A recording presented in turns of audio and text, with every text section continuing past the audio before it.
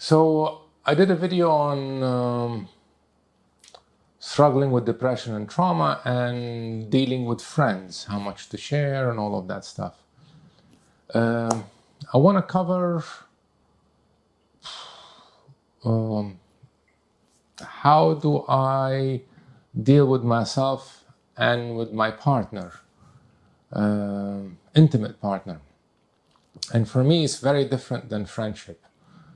Once you have intimacy, once you have sexual intimacy, for me, everything changes.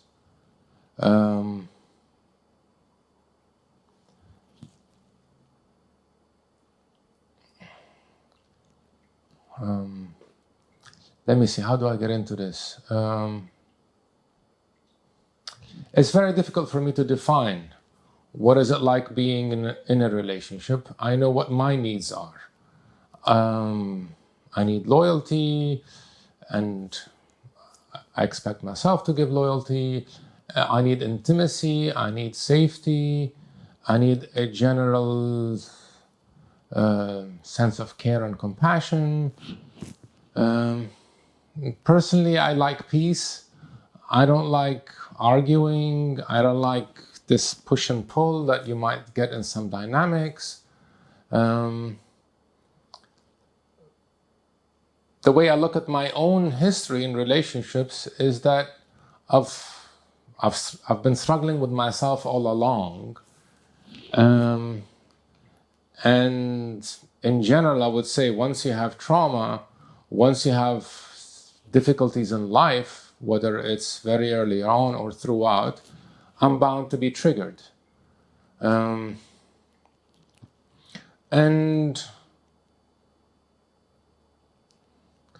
First relationship I had, at the age of 19, I'm 57 today. I haven't had a huge number of partners, but I saw myself evolving, working on myself, looking back, there are some relationships that are by design are very messy, and they're bound to mess up.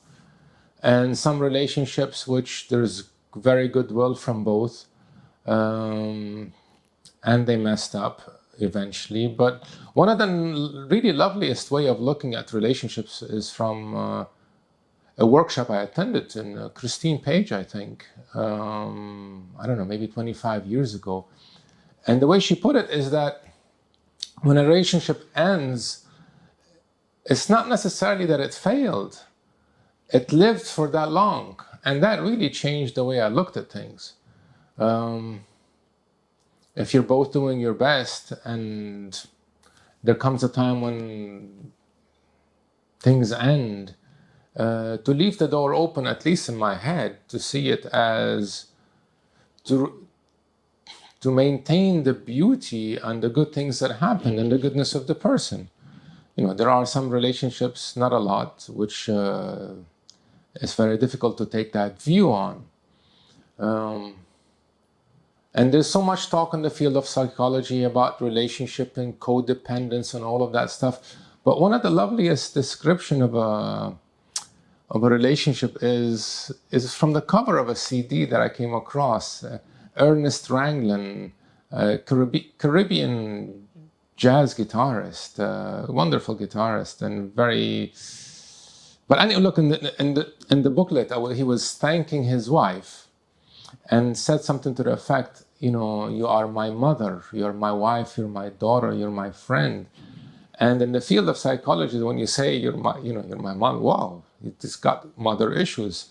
But the way he framed it was just really beautiful. And it's really a recognition that it's not purely an adult to adult relationship. And it's not pathological to have these tendencies, these inclinations, wanting to be hugged as a child, and for your partner wanting to be hugged as a child. So all of these roles, and there are some areas in psychology where it's like, sometimes, like explore these things.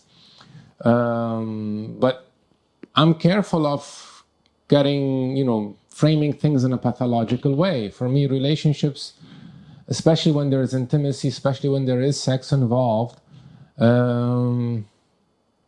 It's a whole world. It's a huge world, and a lot of issues from childhood come out.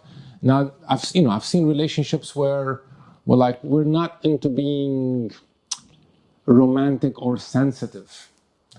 I kind of, when somebody says about themselves that they're not sensitive, I kind of don't buy it when it comes to relationships, because I see the dynamics. That's just my experience, and it's not a huge experience, but this is what I'm kind of sharing from a personal space. So I tried over the years to be conscious of not dumping my shit on the other person, recognizing when I'm triggered, when I'm messed up, recognizing when I'm having a disproportionate reaction to whatever is going on. Try to recognize that this is maybe happening for the other person. And there's a kind of a balance, sometimes I'm doing well and the other person can support me. Sometimes they're doing not so good and I can be supportive, and then there are times when we're both triggered and that can get really messy. And today, I've been in a relationship for the last 10 years, and I feel very lucky. Overall, she's got a really amazing disposition. Most of the time she's in a good mood. Most of the time she smiles. So in terms of histories of trauma, I've got the monopoly on trauma here, and especially when we met. When we met, I was still going through a really tough divorce that lasted 13 years. The first 3 weeks I was when I met her, and I met her in Lebanon. I ended up staying in Lebanon.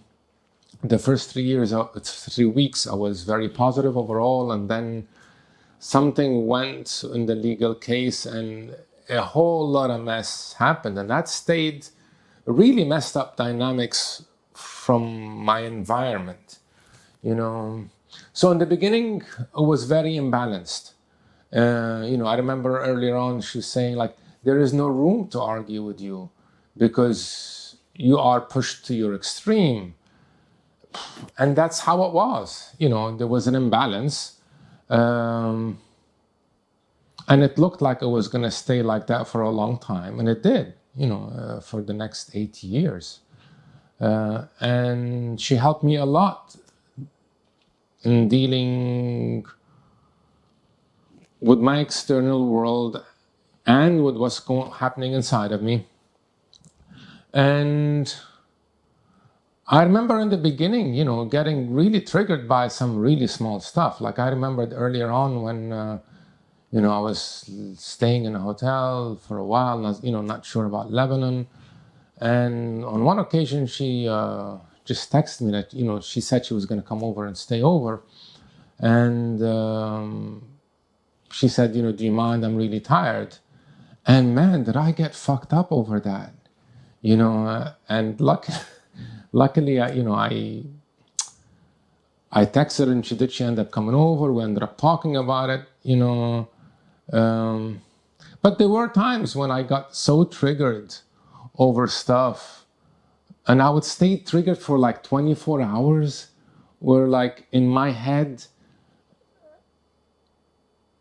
I would go into this zone of an extreme state where we need to break up so that things don't get really worse and so that she doesn't get hurt. I know my reaction is too strong and that's not fair on her, and then next day somehow I would come out of that state, it's like a dream state, and I would say the first time I said something I would share with her how difficult it was for me, and at the same time said, look, I'm really glad I didn't say anything hurtful. I don't tend to say anything hurtful when I'm really hurt or angry. I don't swear and all of that shit, And she said oh, no, you didn't say, didn't say anything insulting. You were just talking about divorce. by that time we were married, and it shook me that in that state, it was such an extreme state. And my main concern was to minimize the pain for both of us. But it was very detached from reality. It was very detached from the reality of the situation and very detached from her. Now, luckily, we managed to work things out over time. And in these extreme triggers, I don't know, they would happen maybe once a year or something like that, And I kept on going to therapy and all of that stuff.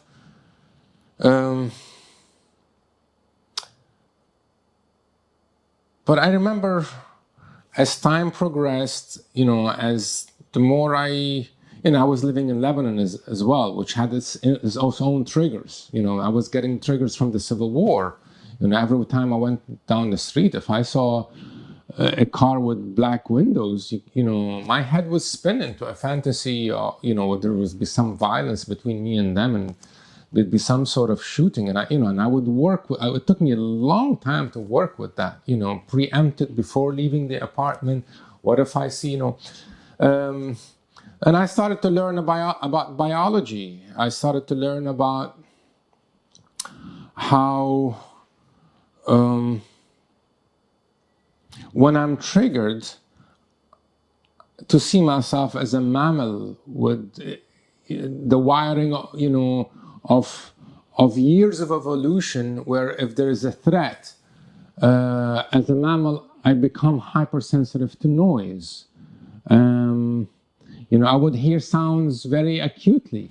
I remember one time, by then we were living in this apartment. I remember one time when, she would be eating an apple, and we're both in the kitchen, and I would hear it as, and like she's a really gentle person, as gentle as they get, so it's not, she's not, I couldn't wish for a gentler person. And yet I was hearing this noise, but it was, by then I had the awareness and the ability to separate, while being in the state where everything is hypersensitive, and as a mammal, it's like I am triggered for threats. So I'm hearing this voice really this noise accentuated, and from a sensory level, my body is acting as if she's an enemy. So by then I had enough awareness to pull myself back and share this with her in a gentle way, recognizing that the problem is me, not the way she's chewing the apple, But on a sensory level, my body is reacting that as if she's the problem, because for the body, it's hypersensitive to noise, but the problem is being caused by the outside world, So these are some of the things that took time to develop. I remember being in a relationship about 15 years ago, really beautiful person. And at the time I was living in Dublin, and I was working on a documentary on Palestine. And I was going through a lot of footage of deciding what footage to include in the film. I didn't want to have a lot of very painful pictures so that the viewer doesn't get overwhelmed and switch off. And in order to find pictures that portray the situation but don't overwhelm the viewer, I was going through a lot of pictures of, horrific, babies in the morgue, that kind of stuff. And I was going through these pictures, and I ended up so fried and burnt out by that. And I remember,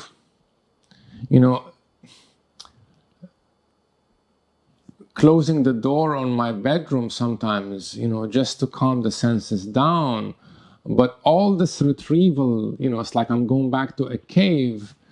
My girlfriend at the time was taking it personally that I'm shutting her off, when in reality I was just trying to calm my senses down, but I didn't have the words like I did later on to explain what was going on. All I did was saying, look, I'm working on this documentary, you know what it is, it's very difficult, and she was like talking about us breaking up because it was too much for her, the way I was behaving. And I just explained, look, please leave that decision until I finish the film. It's not that I'm out of love with you, but for her, that's my behavior, that's my vibe, So for all my good intentions, I don't want to hurt anybody, and I don't want to dump my shit on anybody. And this is my responsibility, my film. I chose to do it. Nobody forced me to do this. But I ended up being so triggered that and not being able to manage, and eventually we broke up. We came back together a year later. We survived another year. Then we broke up again. And luckily, both breaks up were clean. Nobody did anything horrible to the other person. It hurt for both of us. And eventually we were able, for a while we didn't see each other, but later on we ended up becoming, going back to being friends. And she would remind me of how I was.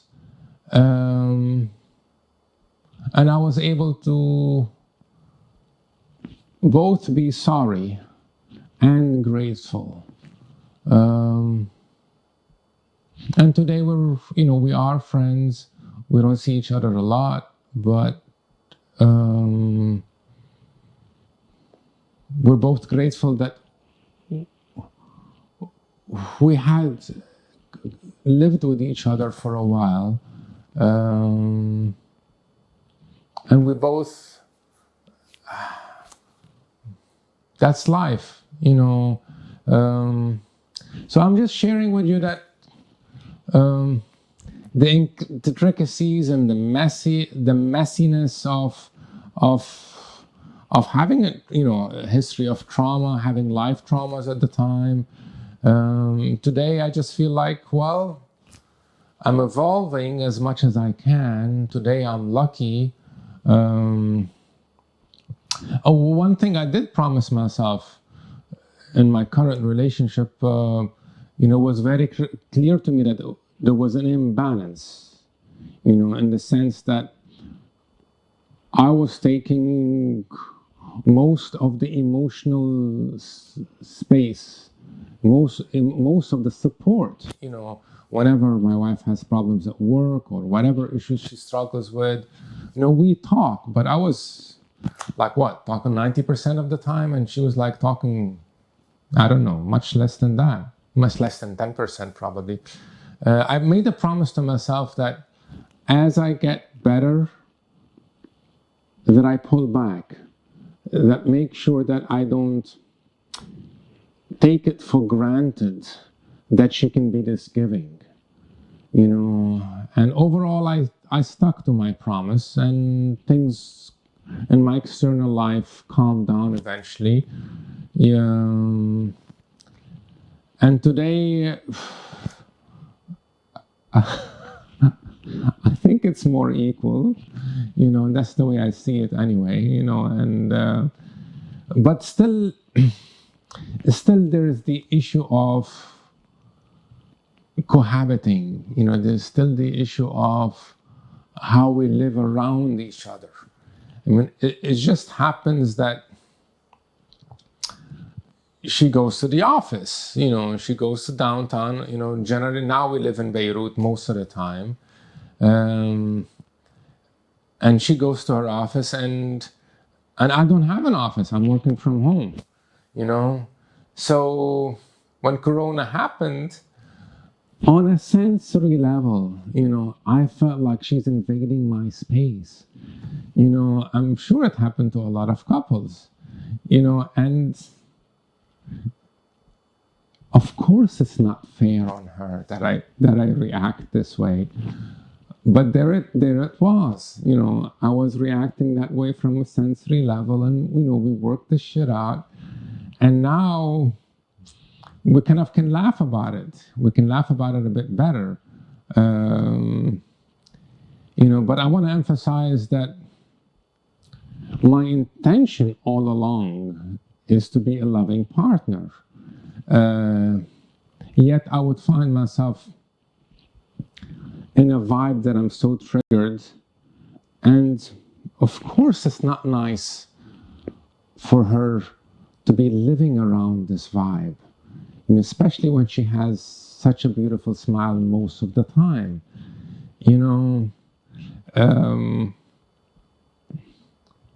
But there it is. There's only so much I can do. I mean, like 4 years ago, there was a time when we needed to get some work on the balcony. And I remember when the workers came, I would get suicidal impulses. It's like, this is my space. And it was, and again, I want to stress that this is a sensory reaction. This is not me in my head anyway disrespecting or judging, this is my space. It was like, I never liked that I was having these extreme reactions with very little control on them. So, now I manage it much better. Now those extreme reactions don't happen that much. We had work on the balcony recently, and I was cool. I was really, I had more contact with them, and it was fine. And it's not because I changed my attitude, it's because I was working with my body. This is the sensory work,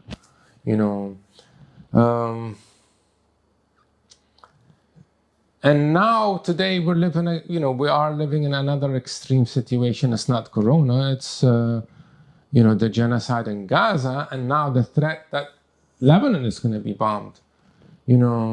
Yesterday we were it was a huge explosion, and it was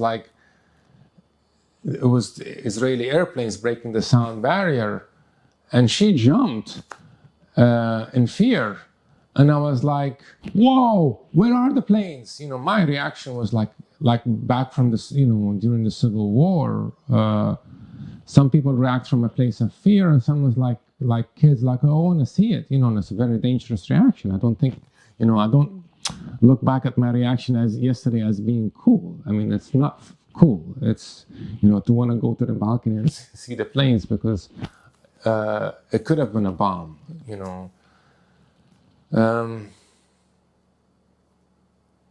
So I'm just stressing that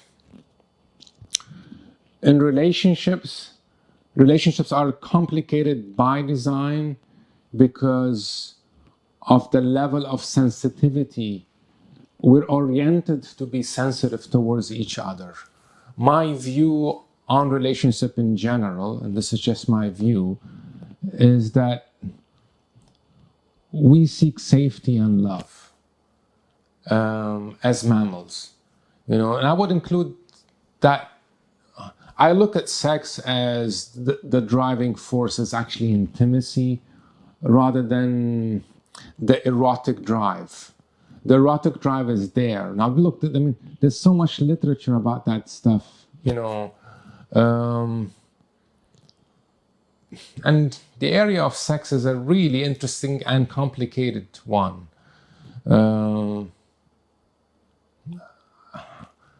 Yeah, it's me. I don't know if I'll ever do a video on that. Maybe I should.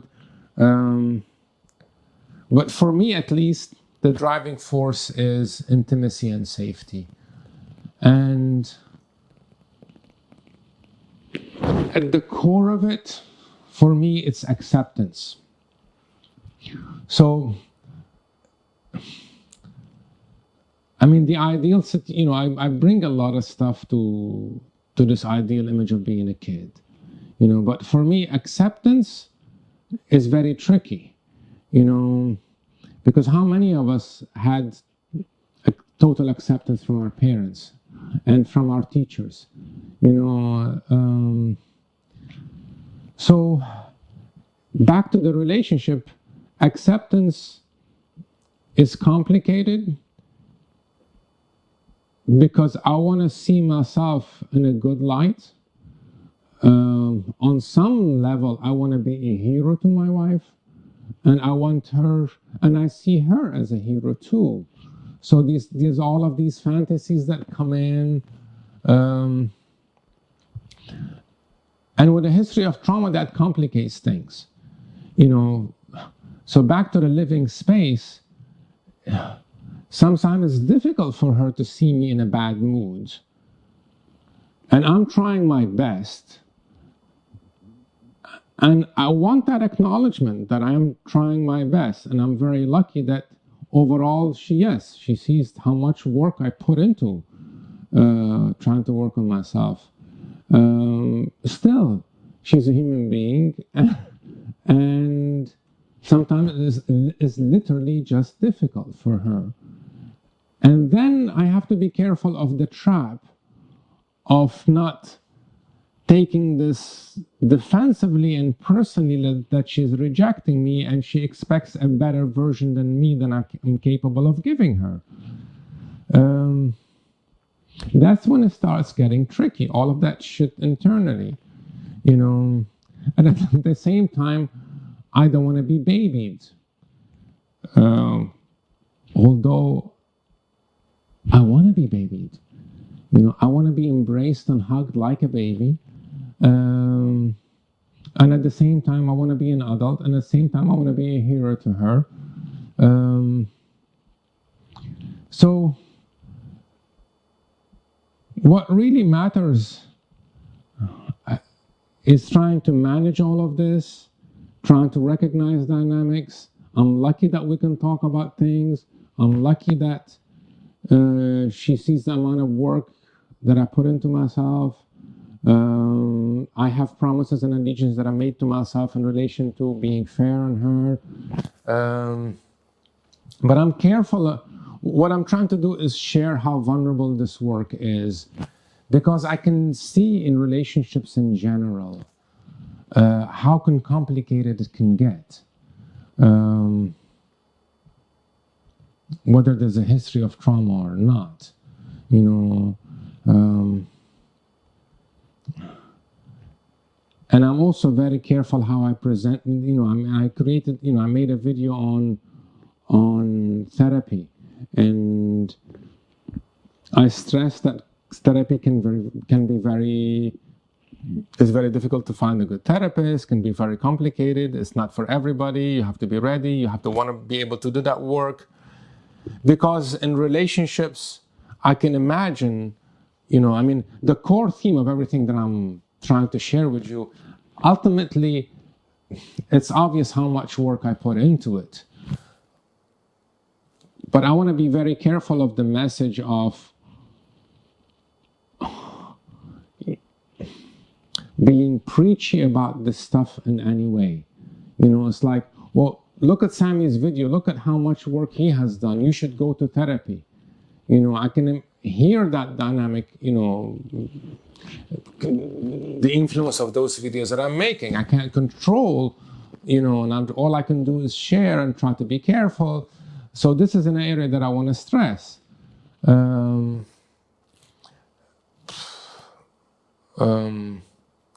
There's only so much work that can be done.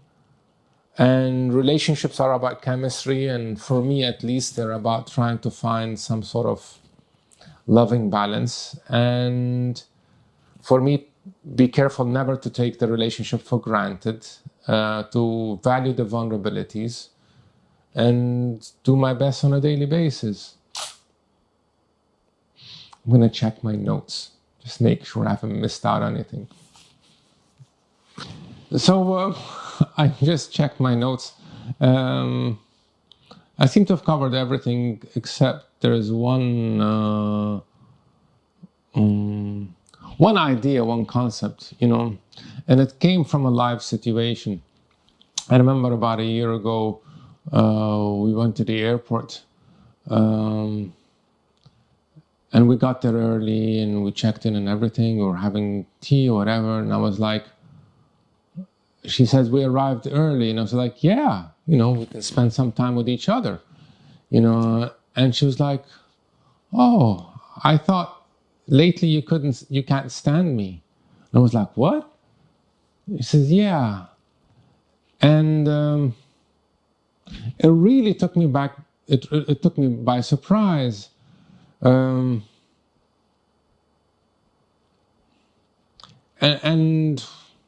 again, I was, rather than getting defensive, I was able to say that these days I'm finding it very difficult to live with myself. So the way I framed it at the time is that when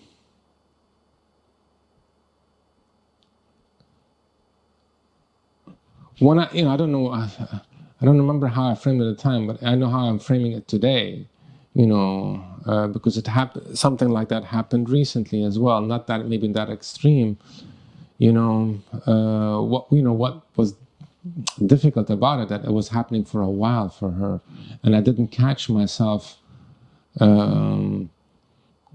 enough to say, well, anyway, look, the way I'm framing it today is, I said to her that when you feel me disconnected from you, it's usually me disconnected from myself.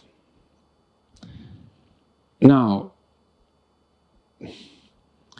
that's a tricky way of framing it, because sometimes I can joke about it, and say something like, I'm disconnected from myself, so don't take it personally, which means all the work is on you, not to take it personally. Except if you disconnect from yourself and you're going through a hard time, that's very tough for me, so we can joke about shit these days, but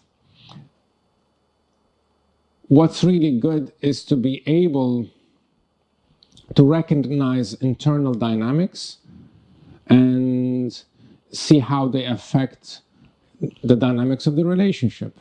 In this case, me disconnecting from myself leads to the other person feeling disconnected from me, which is true. They are disconnected from me because I'm disconnected from myself. I need to be connected to myself first before I can connect with the other.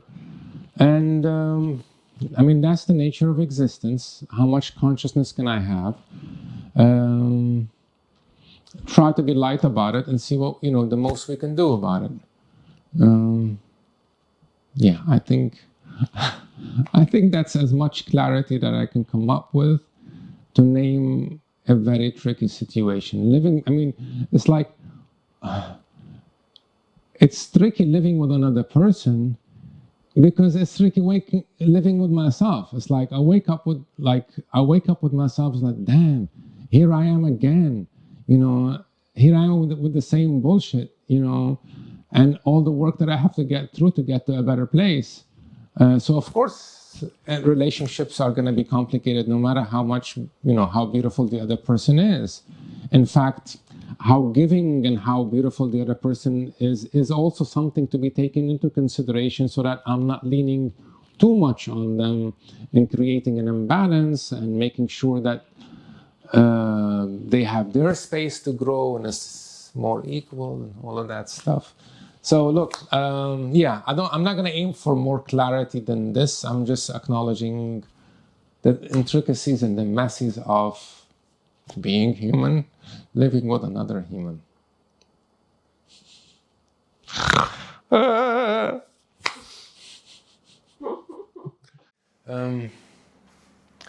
One thing I just thought about is being careful about the trap of shame, because that's very core to us human beings. I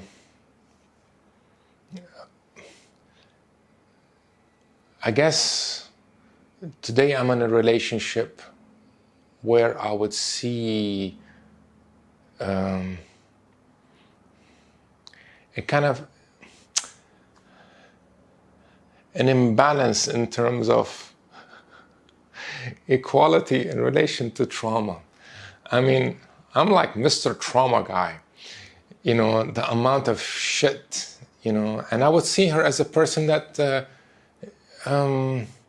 didn't have that level of traumas, and generally a very stable family, and I love her brothers and sisters, and I get along very well with her mom. And it's very different from my family dynamics, you know. And in general, you know, my level, I mean, she's a very sensitive person as well, you know, and generally not very dramatic.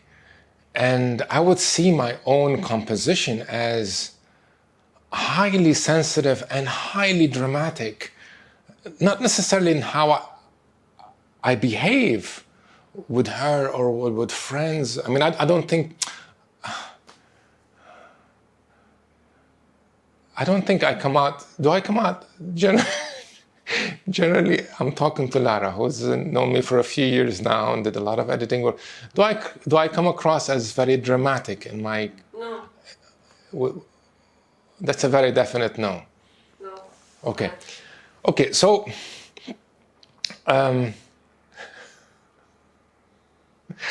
That's a great reference of character coming from the lovely Lara, who's got a beautiful disposition and a way of being in this world, and I'm very lucky to know her and to be able to do this work. But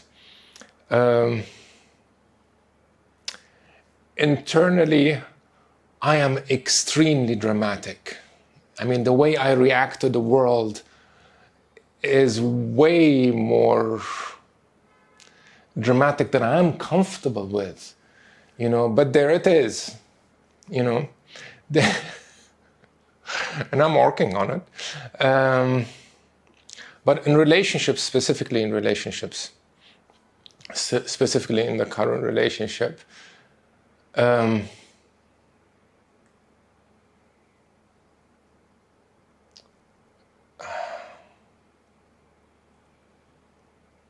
I want to be the most loving I can be. And sometimes I fall short of that. I know that I've got extreme external situations. Today things are good in terms of external situations. In fact, today we're both sharing the difficulties of living in Lebanon and witnessing Gaza as well. So I would say it's a collective trauma, what we're witnessing in relation to Gaza and the Palestinian people in general. And now worrying about our current living conditions in Lebanon, whether we're going to be bombed and whether we can make the flight in 2 days' time because airlines are canceling. So that's collective and that's shared. But in general,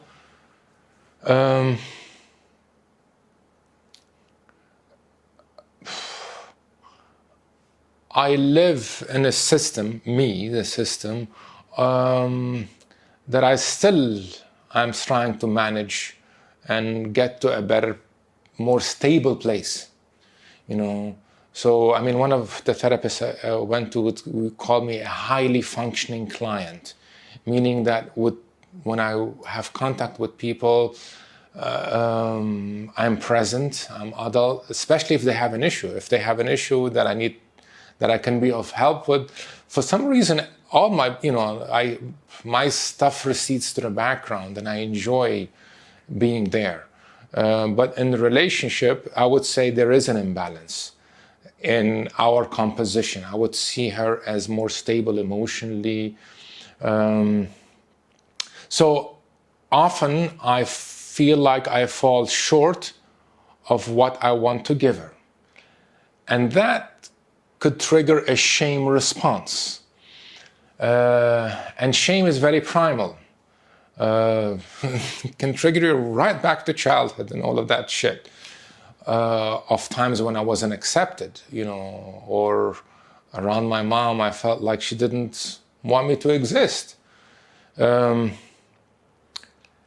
So, and sometimes I see my wife's beautiful smile, and it's like, fuck, man, I'm not living up to that, and it's almost like beyond the relationship itself, because on some level, the way I look at people, and the way I look at myself, we don't totally invent ourselves. We come with a certain nature, so I'm admiring her nature. I kind of admiring the divine in her nature, that whatever spark of beauty she has, and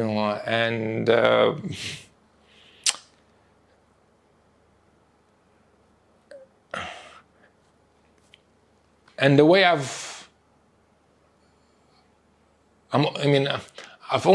only coming to the words of describing how I've dealt with that over time, and only now, I sat outside, thought about it for a second, and the best way I can summarize it is moved from shame to gratitude. So if I'm in a situation where I feel I'm not living up to her smile, and I feel like I'm struggling, and I know this couldn't be and the vibe I'm emitting couldn't be very nice for her to live around, because she's rarely in a bad mood, and when she is, I really struggle, and I have to remind myself, dude, you've got like 28 days a month of getting of a lot of beauty, and now, you want it all. We're both human, and so that's, the work is really on, again, all of these conversations inside, all of these primal feelings, all of these triggered being into childhood and vulnerable place. But be careful of the shame, which is negative and can drive me to a place of I'm sorry. Now, one of the things I recognize over time is that there's a huge difference between I'm sorry and thank you. I am sorry is shame-filled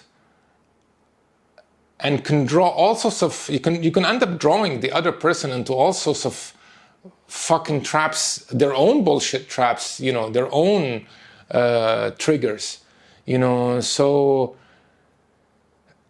there were a few times when she had to remind me, look, I'm choosing to be with you, and you have a lot of other qualities, you are very loving, and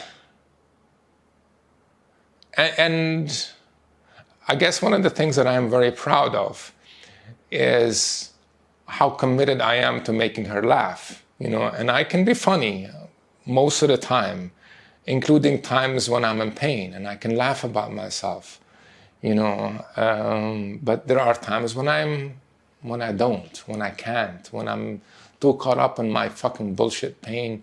I shouldn't say bullshit pain.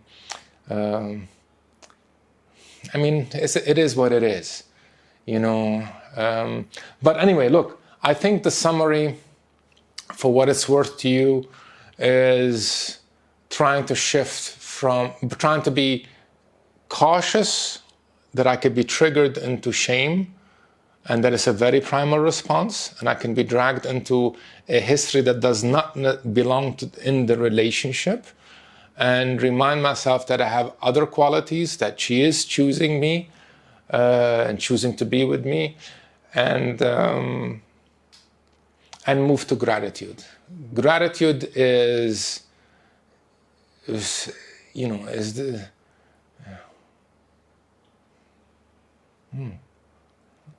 I don't know what I can say more about gratitude. It's this. It's thank you and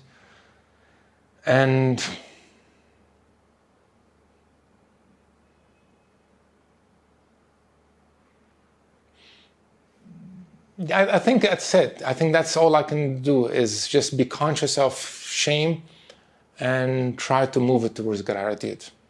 If I come up with a better way of framing it, I'll do another video.